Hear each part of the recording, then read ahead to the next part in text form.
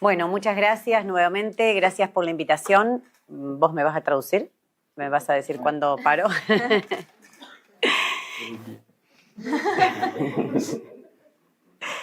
Avísenme si cambia algo de lo que digo. Elle dit, tu vas me traduire, mais prévenez-moi s'il change les choses que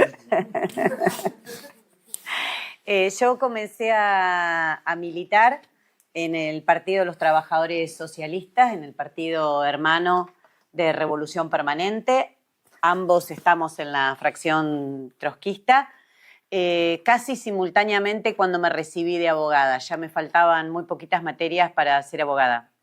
Eran fines de los años 90. En nuestro país había un gobierno muy neoliberal que luego fue reemplazado por otro gobierno con un discurso más progresista que venía a terminar supuestamente con el neoliberalismo, pero a poco de asumir, en el año 99-2000, desató una feroz represión y en la calle había miles de desocupados, había protestas todos los días, así que así estrené mi título, sacando presos políticos, estando todo el día en la calle y encontrando algo que para mí es muy particular. Digo que es muy particular porque no sé si pasa en Francia, pero en Argentina pasa, que cuando estudias abogacía,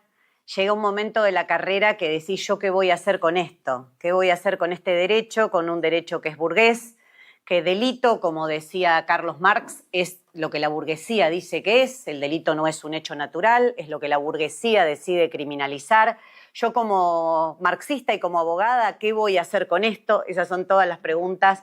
que siempre nos hacemos en Argentina cuando estamos por recibirnos y decidimos ser de izquierda. Le decía que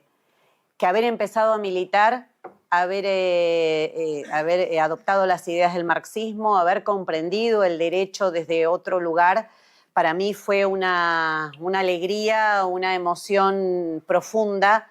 porque pude comprender desde otro lugar, desde una visión muy distinta, todo lo que podía hacer con esa profesión que había estudiado. Entonces, ese momento de crisis que creo que a todos, a todas nos agarra, decir, bueno, ¿qué hago? Soy abogado, soy abogada, ¿cómo lo uso? ¿Qué tiene que ver esto con lo que yo quiero hacer transformando la sociedad? Más en un momento político tan conflictivo como vivía la Argentina en ese momento. Haber adoptado las ideas del marxismo, haber empezado a militar en un partido trotskista, rápidamente me permitió conjugar esas dos cosas. Rápidamente me permitió encontrarle un sentido a la carrera que había estudiado. Entonces, eso que citaba antes, que Marx había escrito en 1842, que el delito es una institución política, él lo escribe alrededor de El hurto de leña, no sé si alguien leyó ese texto, pero es muy interesante para los abogados y abogadas para comprender cómo se construyen las instituciones jurídicas que no están dadas en la naturaleza, no proceden de ninguna ciencia, sino de la relación de fuerzas, de la lucha de clases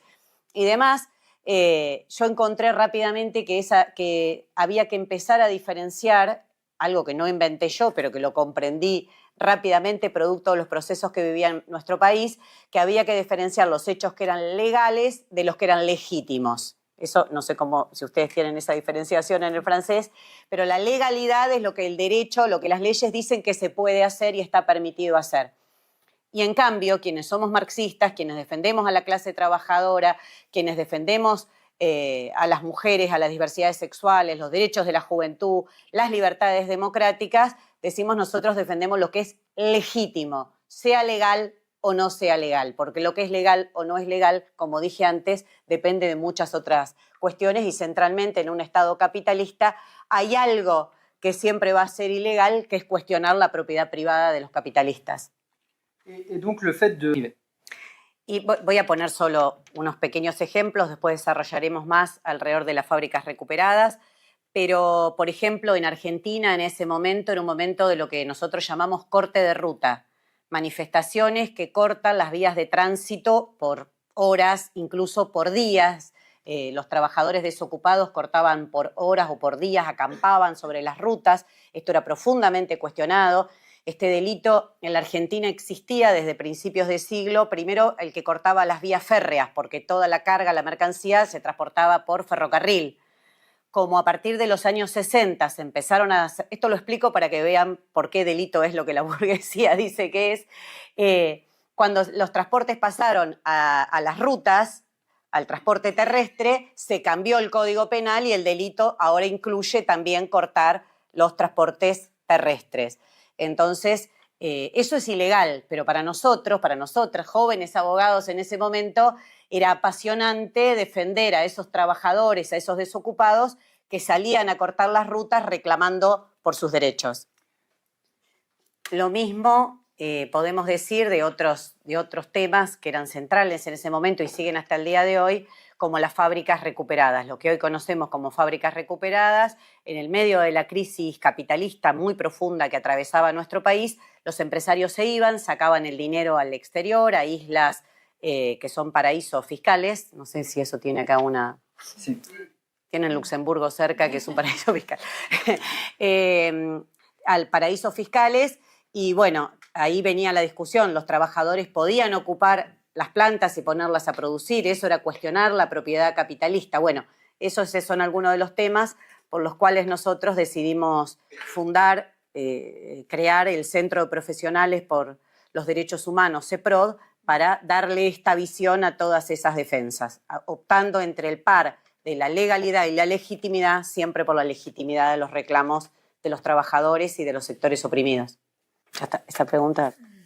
ya hablé un montón. Merci beaucoup. Myriam, du coup, tu as commencé à évoquer un certain nombre de thématiques et d'expériences sur lesquelles on va revenir plus en détail. Mais une des luttes judiciaires et politiques majeures que tu as menées et pour laquelle tu t'es fait connaître beaucoup en Argentine, c'est la lutte autour des crimes de la dictature argentine. Une lutte qui est assez méconnue en France, mais qui est une lutte très importante, que tu as menée notamment au sein d'un collectif d'avocats plus large et de défenseurs des droits démocratiques qui s'appelle Justicialia. Et dans le livre Soldat, tu racontes justement comment en 2003, tu as été sollicité pour te joindre à ce combat et la façon dont, à l'intérieur du CEPROD, donc le centre des professionnels du droit que tu avais monté avec d'autres camarades avocats du PTS, ça a été une discussion de savoir est-ce que les révolutionnaires, est-ce que les trotskistes, ils devaient aller se mettre dans cette lutte pour la justice sur les crimes de la dictature, est-ce que c'était leur place, est-ce que ça avait du sens? Et j'aimerais que tu reviennes sur ce choix que vous avez fait, pourquoi avoir fait ce choix d'accepter, de mener ce combat, mais aussi sur comment le fait d'être des révolutionnaires, d'être des trotskistes, ça a influencé, ça a impacté la façon dont vous avez mené ce combat. Es larga la pregunta. Voy a hablar un montón. Está bien. Bueno, primero creo que hay que explicar muy brevemente. Yo tengo una cátedra en la Universidad de Buenos Aires, la Universidad de Leyes, en la Facultad de Derecho, donde hablo de este tema precisamente para que las y los jóvenes abogados conozcan esta experiencia. Pero a la salida de la dictadura en la Argentina se construyeron distintos discursos sobre los crímenes que habían ocurrido en la propia dictadura militar. Discursos, relatos, no sé cómo se llamarían acá, pero distintas explicaciones de lo que pasó. Claro, la propia dictadura, cuando termina, dice fue una guerra, de ahora en más todos los crímenes que cometimos todos, de un lado, del otro, las organizaciones militantes, los propios militares, quedan todos perdonados, amnistiados. Entonces intenta terminar la dictadura con un perdón generalizado y que no haya juicios a quienes cometieron esos crímenes. Luego de esa teoría está la teoría que es la que implementa el presidente que gana después de la dictadura, Raúl Alfonsín, que él dice no, amnistía no, hay que juzgar, tiene que haber justicia, pero hubo dos demonios, la palabra demonio existe, dos demonios que se enfrentaron. Por un lado, las organizaciones militantes, las organizaciones armadas, y por el otro lado, las cúpulas militares. Los dos sectores deben ser juzgados y se inician juicios a los dos sectores. Es muy conocido en el mundo el juicio a las juntas militares, pero no se conoce que muchos dirigentes de las organizaciones militantes también fueron juzgados, incluso hubo condenas primero a los militantes que a los militares. Bueno, luego de eso en Argentina se impide el juzgamiento, ese juzgamiento se termina por ley, se corta el juzgamiento por leyes y decretos, se termina con ese juzgamiento y por muchos años no se puede juzgar a los militares. De hecho, uno de los lugares donde las víctimas buscan poder juzgar a alguno de ellos es como Alfredo Astiz, es aquí mismo en Francia. Pero esto se revierte luego de mucha lucha y luego de todo ese periodo que conté antes de lucha que hubo en nuestro país en el año 2001, de grandes jornadas de movilizaciones, de paros generales, no sé cómo sería acá la definición, pero bueno, no importa, de jornadas muy... revueltas. Sí, que tal vez es lo más parecido. En ese periodo, luego de eso, revive la lucha por el juicio y castigo a los militares y a partir de ahí se abren de nuevo dos posibilidades de juzgamiento. Bueno, nuevamente se abre la discusión de qué hacer. Todo esto era una introducción para decir qué hacemos como militantes de izquierda, qué hacemos como trotskistas ante la reapertura de los juicios sobre los crímenes de la dictadura. Todo un sector de organismos de derechos humanos, de personalidades y el propio gobierno impulsan que hay que abrir juicios y acusar a los genocidas por crímenes de lesa humanidad. Esto es por ataques indiscriminados a la población civil. Esto es una categoría del derecho internacional, así que debe ser igual acá en todos lados. Esta es una de las visiones y donde el Estado asume un rol central porque el Estado se coloca como víctima, incluso se presentan los juicios como víctima. Bueno, ante esa opción, con sobrevivientes de la dictadura, otros organismos de derechos humanos y el CEPROD, elegimos participar, pero conformamos un colectivo específico, Justicia Ya, que nombró antes Paul, con otra idea totalmente distinta, diciendo que el Estado no es víctima, que el Estado es continuador de ese Estado que cometió el genocidio, que el Estado nos tiene que dar las pruebas de quiénes fueron los que desaparecieron a los 30.000 detenidos desaparecidos, que el Estado tiene que abrir todos los archivos que tiene de esa época para que podamos encontrar los nietos que hoy continúan apropiados y que la acusación más correcta no es solamente de lesa humanidad, que es algo genérico, sino que en nuestro país se cometió un genocidio. Un genocidio porque los represores delimitaron muy bien cuál eran parte del grupo nacional de nuestro país que querían exterminar. Incluso si uno lee la propia convención, que no la escribieron los trotskistas, sino es parte del derecho imperialista, la convención contra el delito de genocidio, el artículo 2, calza perfecto todo lo que dice con lo que ocurrió en la Argentina, entre ellos el traslado de niños de un grupo a otro, que es una de las características del genocidio y que en nuestro país fue muy categórico, la apropiación de bebés. Esto, ya específicamente para quienes somos trotskistas, marxistas, tiene un valor muy particular, porque no reclamamos memoria, verdad y justicia, que son las tres consignas que, como se conoce toda esta pelea en nuestro país, como se resume en nuestro país esta pelea, por un hecho del pasado, sino porque peleamos por construir otro futuro. Entonces, tener claro cuál fue el proceso político que se vivió y por qué queríamos acusar de genocidio, tiene que ver porque centralmente los desaparecidos de la dictadura en nuestro país fueron trabajadores. Más del 60% de los desaparecidos fueron trabajadores. Más de un 30% obreros industriales, es decir, obrero de fábrica. Se llega al 60% sumando docentes, trabajadores del Estado, pero es altísimo el porcentaje de trabajadores. Y la segunda categoría, que llega a otro 20% más, son estudiantes. Es decir, que la dictadura tenía muy claro cuál era el grupo social que quería exterminar porque venía a cuestionar sus privilegios de clase. Para nosotros esto es muy importante, explicar el proceso genocida que se llevó adelante en el país, porque lo explicamos desde distintos puntos de vista, desde el sector social que se decidió exterminar, pero también qué políticas económicas se tomaron, el rol del Fondo Monetario, cómo se redoblan las ataduras con el imperialismo en todo ese periodo, cómo se transforman las relaciones sociales. El objetivo tanto de la dictadura argentina como la chilena, como todas las dictaduras de la región, venían a cortar esos lazos de solidaridad, de compañerismo, que se habían construido al calor de la lucha de clases, que habían dado potentes organizaciones en Chile, los cordones, voy muy rápido, en Chile los cordones industriales, en Argentina coordinadoras interfabriles, pero había todo un proceso de auge obrero, de unidad obrero-estudiantil que la dictadura viene a romper y que para nosotros explica el objetivo de ese proceso genocida. Eso es lo que queremos llevar a tribunales. Por eso decidimos que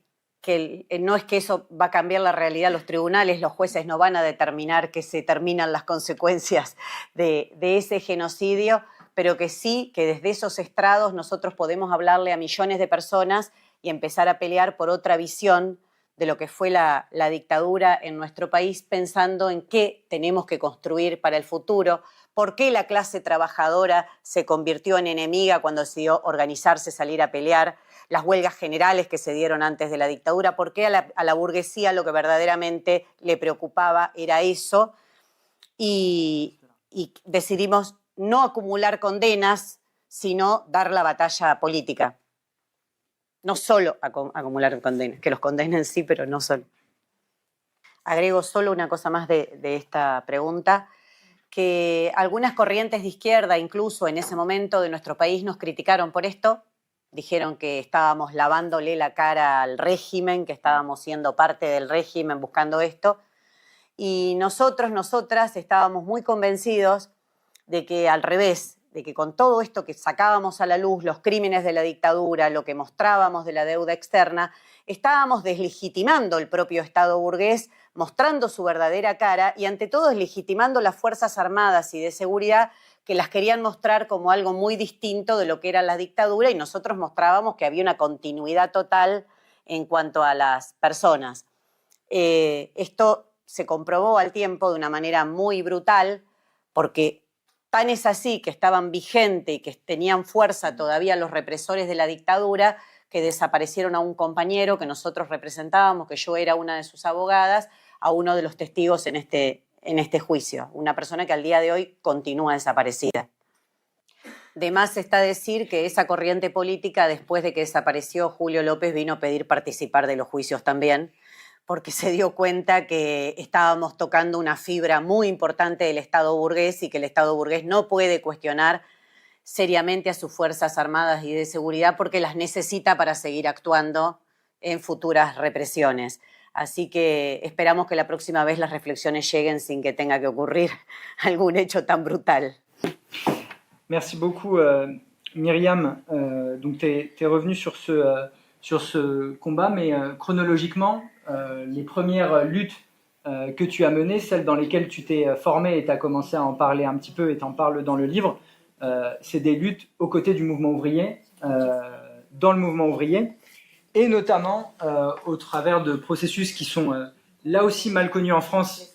mais très très importants. C'est les processus qui ont conduit à l'expropriation d'un certain nombre d'usines sous contrôle des travailleurs en Argentine, processus qui a commencé dans la chaleur de la montée de la lutte de classe au début des années 2000 et qui s'est poursuivi dans les années suivantes.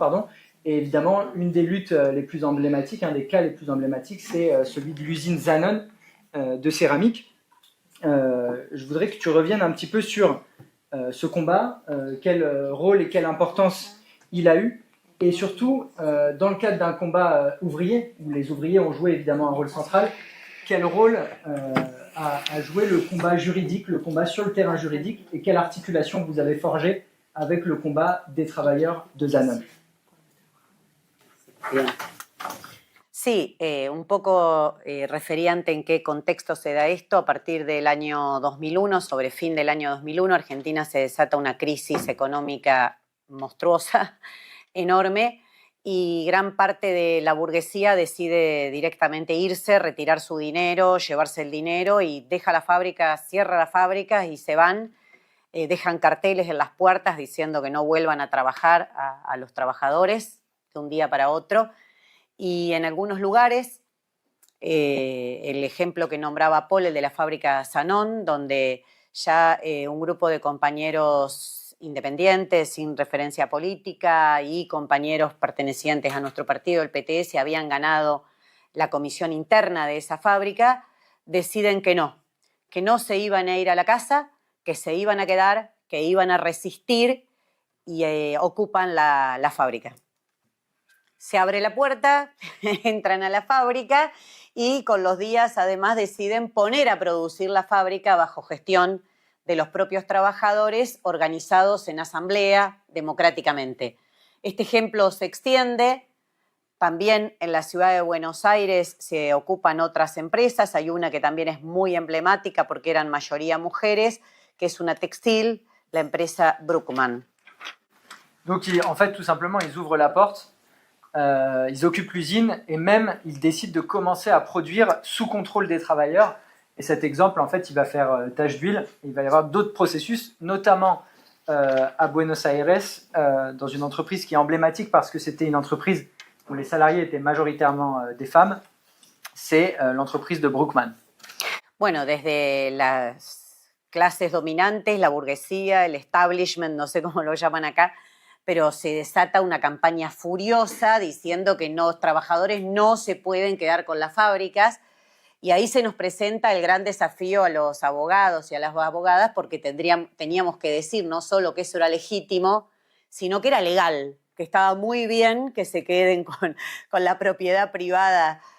ajena, porque ellos no habían cobrado su salario, porque ellos no tenían para comer y que tenían derecho a ponerla a producir. Ahí nosotros iniciamos un proceso como abogados que también para nosotros era una experiencia nueva, que no es ir a decirle a los obreros lo que ellos tienen que pensar, sino que los obreros decidan democráticamente qué pasos quieren dar en su lucha,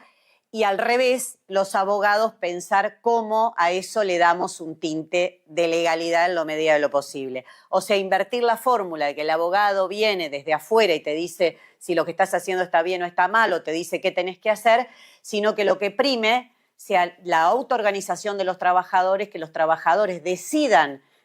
cuál es el rumbo que le quieren dar a su lucha, y nosotros eso intentar defenderlo en los tribunales de justicia, tratando de cubrirlos, que no los desalojen, que no los repriman.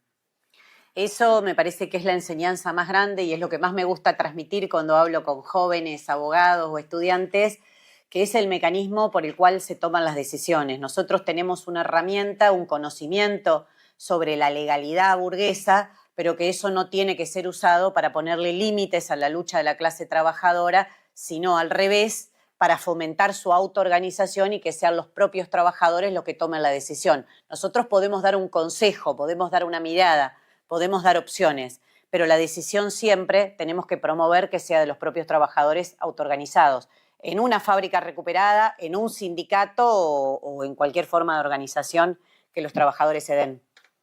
Nosotros lo defendemos en los expedientes, en todas las ramas, en todos los rubros del derecho se abre un expediente, en la justicia laboral, comercial, penal, la justicia llena de expedientes a estos trabajadores para tratar de reprimir su lucha, pero fundamentalmente también colaboramos mucho con toda la experiencia que teníamos de la defensa de los derechos humanos en Argentina, volcar esa experiencia en la defensa de estas fábricas, rodearlas de solidaridad,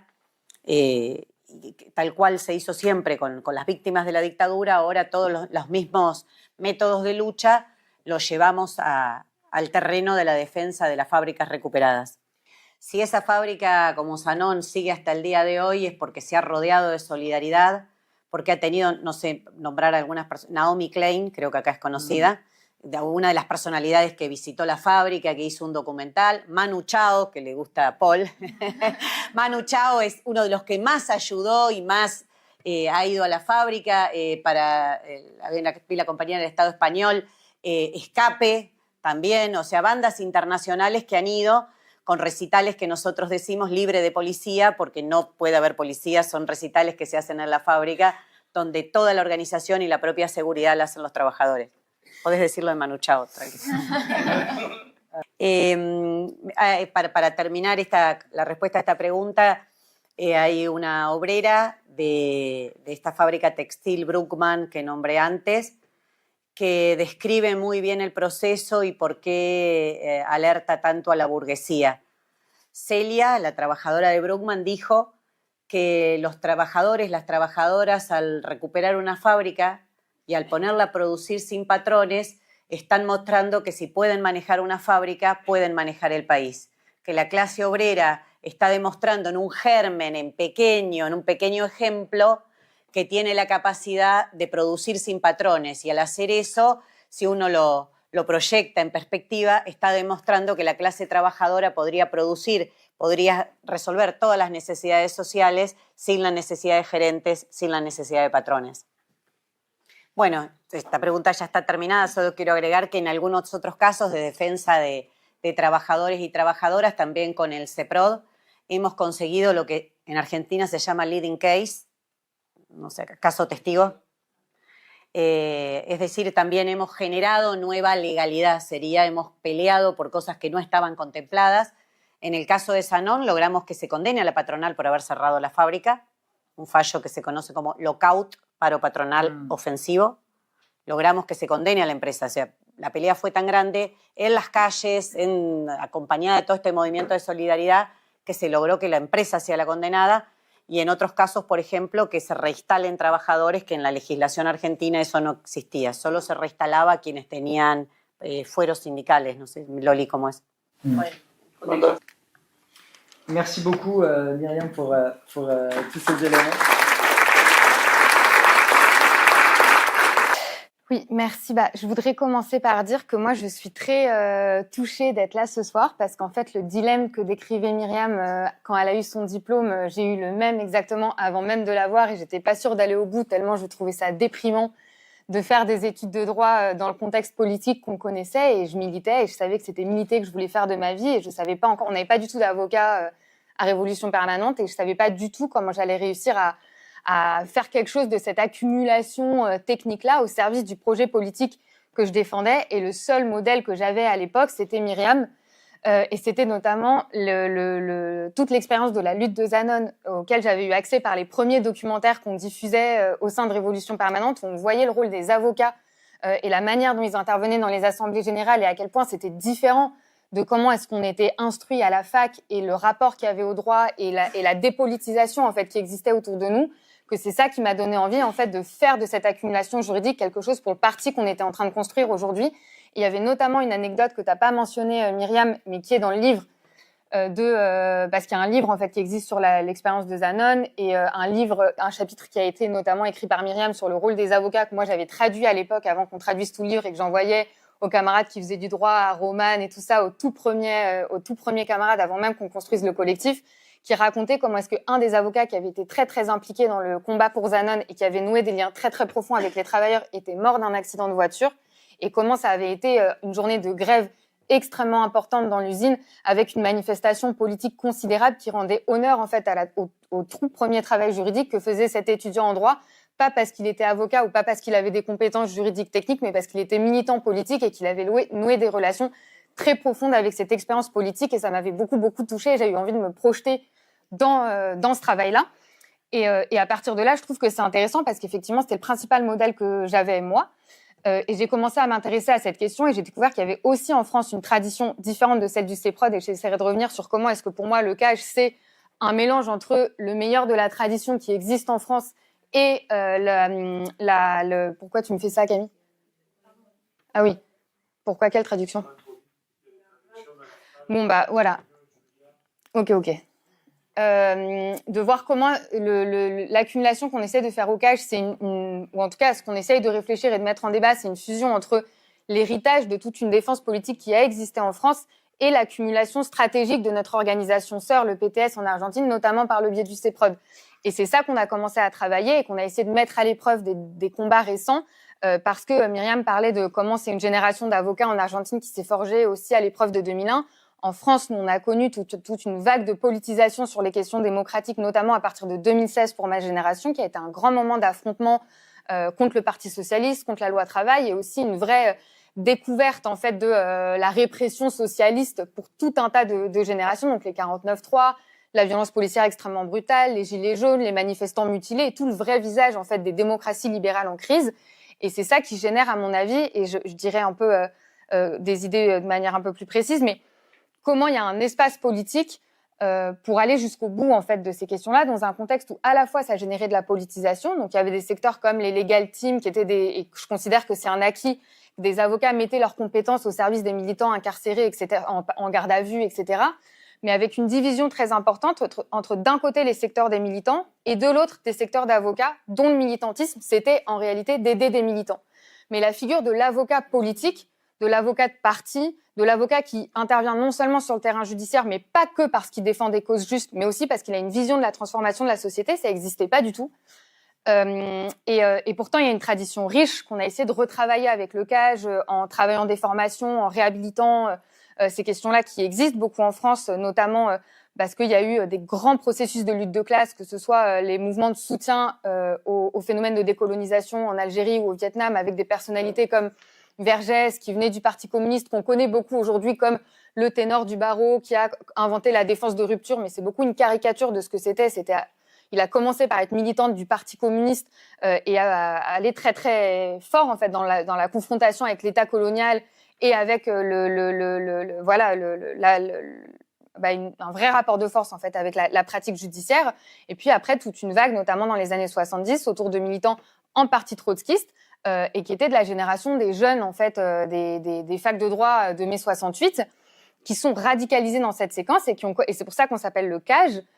Parce qu'à l'époque, il y avait quelque chose qui s'était construit dans la chaleur de ces expériences-là, qui s'appelait le Comité d'action judiciaire, qui avait vocation à remettre en question la nature bourgeoise de la justice, à mettre ses compétences au service de la lutte des classes, à discuter de la centralité de la classe ouvrière, à discuter le caractère corporatiste de la profession. Et le bilan qu'on tire, c'est qu'au fur et à mesure, cette tradition s'est beaucoup affaiblie, et notamment à partir des années 80, où avec l'arrivée au pouvoir du Parti socialiste, il y a eu toute une vague de cooptation d'avocats très radicaux des années 60 qui ont fini ministre de Mitterrand, pour le dire vite. Et tout ça s'est traduit organisationnellement par le fait qu'il y avait plus de collectifs d'avocats qui se disaient révolutionnaires, liés aux organisations d'extrême gauche, etc., mais plus des formes syndicales de militantisme. Donc on retrouvait cette division entre d'un côté les militants politiques et de l'autre les avocats, avec une pratique plus corporatiste, avec une manière de défendre qui était « je suis un avocat militant si je défends des militants » et mon militantisme en propre, il est plus corporatiste, plus syndical, et du coup avec une dépolitisation progressive de ces questions. Et je dirais juste deux choses rapides à partir de là. C'est dans ce contexte-là, du coup, qu'on a pensé à construire le CAGE, en se disant on veut à la fois s'inspirer du meilleur de cette pratique politique-là, mais aussi effectivement des expériences de nos camarades en Argentine et de l'unité entre un projet politique et une stratégie marxiste et trotskiste d'ensemble et une vraie pratique du droit en fait. Et je dirais donc l'exemple de Zanon, que je disais un petit peu au début, qui pour moi m'a beaucoup aidée, et je me rappelais encore qu'on était encore pendant la pandémie. Moi, j'étais pas encore avocate, tout le reste était étudiant, et je sais pas qui était là. Je sais qu'il y avait Romane, je sais pas s'il y en avait d'autres, peut-être Prisca et Louisa. On avait fait une interview avec Myriam par Zoom, où ensuite on en avait fait une publication, et c'était vraiment autour de ça qu'on s'est dit il faut qu'on fasse quelque chose comme le CPROD ici, etc. Et aujourd'hui, c'est très très intéressant. Et je donnerai quelques exemples précis, après j'arrêterai de parler, mais parce qu'on est beaucoup d'avocats, beaucoup de juristes dans ce collectif, y compris nationalement, et c'est intéressant parce que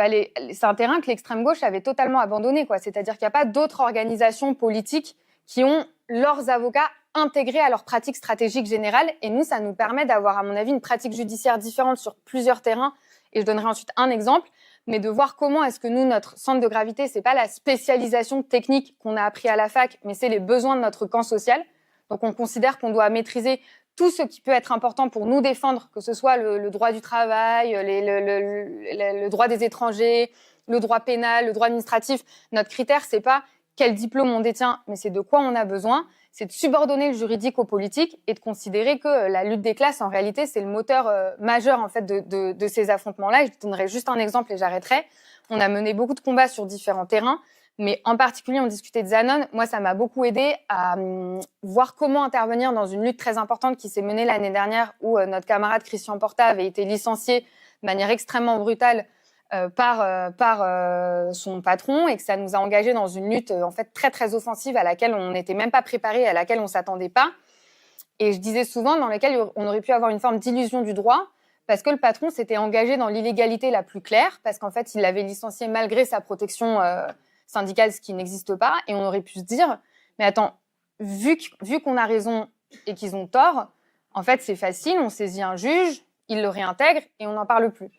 Et au final, toute l'accumulation qui existe, notamment dans le livre de Zanon, ce que Myriam raconte très souvent, ça nous a beaucoup aidé à comprendre déjà pourquoi est-ce que le problème de la légalité formelle ne suffit pas à trancher un affrontement en fait qui est fondamentalement une question de rapport de force entre un employeur très déterminé et un travailleur, et aussi à voir comment, comme avocate, avoir une position qui aidait à développer le conflit au maximum, donc à participer aux assemblées générales. Il y a une phrase, et je m'arrêterai sur ça, que moi je trouve très intéressante, qui est que dans le bouquin de Zanon qui dit « Le problème, c'est que les travailleurs, ils ont un mélange de crainte et de respect envers le droit, et que du coup, c'est un outil en fait d'autorité de la part du patron énorme et de menaces permanentes, notamment sur toutes ces questions d'occupation. Et comment est-ce que des avocats dont la boussole, c'est la victoire du conflit sur un terrain plus de rapport de force, ça aide beaucoup à donner confiance aux travailleurs dans leur propre force, à démystifier le droit et pas en faire justement un outil abstrait où nous, on vient répéter ce qui est écrit dans le Code du travail. Je m'arrête sur ça, mais voilà, c'était pour donner quelques éléments. Primero quiero decir que para mí es un orgullo enorme que de aquel Zoom que hicimos con Elsa y otros compañeros hace un tiempo, hoy haya tantas abogadas presentes y que sean parte del comité y que estén no solo tomando las tradiciones que iniciamos hace un tiempo en Argentina, sino que las estén ampliando, fortaleciendo y enseñándonos ahora a nosotros. D'abord, je voulais Solamente sobre lo del derecho internacional, que muy bien explicó Elsa y realmente es un aporte enorme, porque en el mundo el imperialismo siempre muestra su cara democrática o supuesta cara democrática alrededor del derecho internacional. Hoy estuvimos charlando con Elsa, algo que contaré brevemente, pero hablábamos cómo en la década del 60, principio del 60, que a cada proceso revolucionario